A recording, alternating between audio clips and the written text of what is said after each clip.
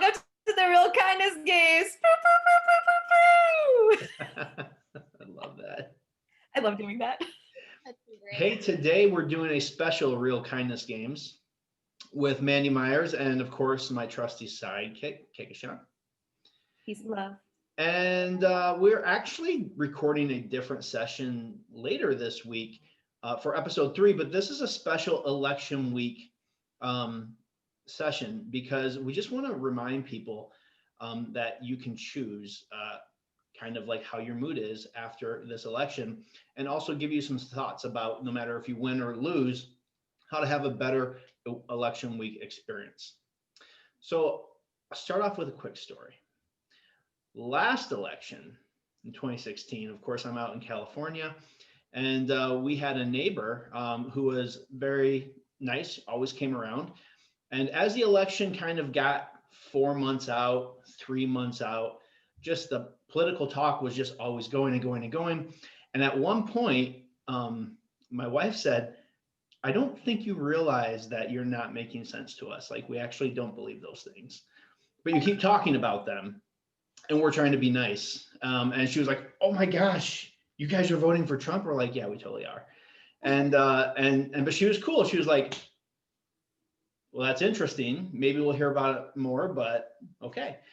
So as the days counted down to election, all the polls are saying Hillary Clinton's going to win. And every day she saw us and she was like, happy election week. It's coming up soon. Make sure you get out and vote. She was super happy. And we took it as good fun.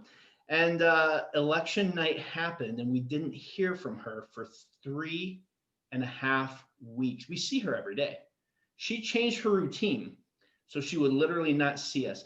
And the day that we saw her, she was so upset.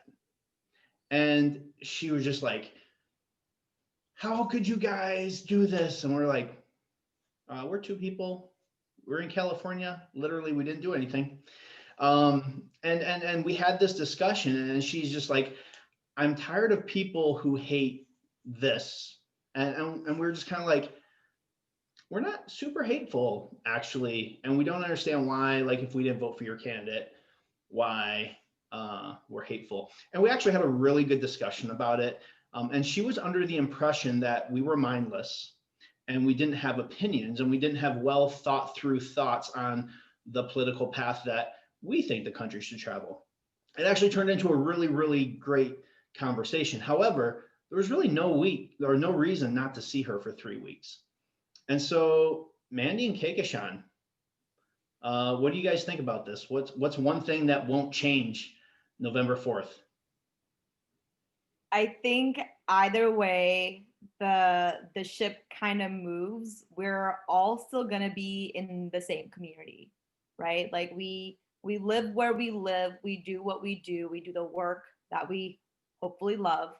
And the conversations that you have with your friends, your colleagues, your families should not change, right? It should be respectful conversation based in kindness, respect, and curiosity.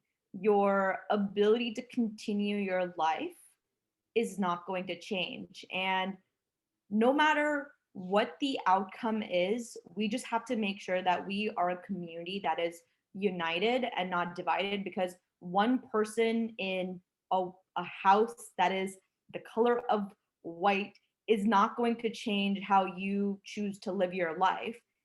And that's it. That should not change. That's where I'm coming in. Right. No, exactly.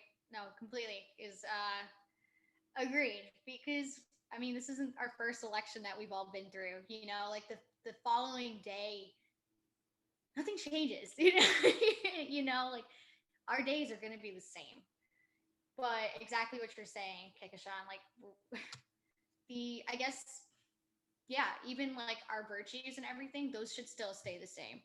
If we want change and positive change, then we should still keep continuing to fight for these things and helping others and just finding ways that we can have our voices heard. But really, nothing's going to change. There's not, excuse my French, but shit's really not going to hit the fan. Things take time. There's a bunch of processes in place that we have a whole system of checks and balances for a reason. You know, like things, nothing that you're afraid of right now. It just, I don't know, just take a step back and think like everything is going to take time. Our voices are going to be heard one way or another, you know, and just breathe. You know, and try to focus on the other things that you wanted to focus on before the election, you know. And I think this is also going to be really great because now no matter who wins, our politicians can finally take a step back from the election and begin thinking about how we can start helping our country even more. Because the election, we know, is a big, big attention hog right now. So for everyone. So, like, I think this is just nothing's really going to go too crazy. And hopefully we'll see some positive change at some point. But yeah, don't expect craziness, Ragnarok, to happen November 4th. Yeah, I love that because things aren't going to change overnight. There are processes, things get voted on, right? The dialogue happens. So don't lose your minds. Don't have this like crazy anxiety built up. There are processes. Um, so moving forward then, after election day, what can we do to bring our communities closer together over the next 4 years so that we don't have this crazy environment around us again, where everybody's freaked out and people are possibly threatening violence and stuff like that? Like, how can we bring our communities together? I think it begins with us, right? It begins with our community willing to have, again, those very respectful discussions about what it is that we believe and why we believe them. And when we come to a consensus, move forward with it. Instead of talking about what divides us, let's talk about what unites us, right? We all love to breathe, right? That's something we all love to do. We love to live, we love to like eat, come together, move forward as a community. There are things that we can come together and agree on and just move forward on that. And through the unity that we have, we can push things forward that makes sense for us as a whole. So my big thing to people would be don't hate. Hate is not going to bring you anywhere. There will be people who disagree with you all around the world, especially in the United States right now. Let that go, take on some positivity, and have a growth mindset and have a mindset of abundance because there's enough for all of us to go around. For sure. Focus your focus your energy not on negative things and hate.